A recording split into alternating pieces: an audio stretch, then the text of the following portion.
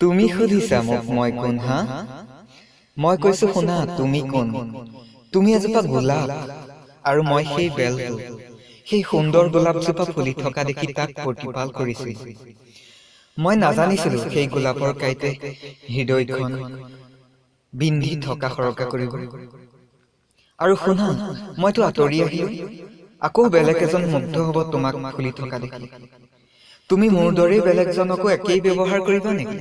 নকৰিবা সেইজনক মই প্ৰতিপাল কৰাৰ দৰে কৰিব দিবা। চাবা তেওঁ বহুত সুখী হব। তোমাৰো সুখবোৰ ফুলি উঠিব ৰঙীন হৈ, থোপা থোপে। তেতিয়া আকাশ ভাল পোৱা ল'ৰাজনক মনত পেলাবা, তেতিয়া গম পাবা তেওঁ কোন।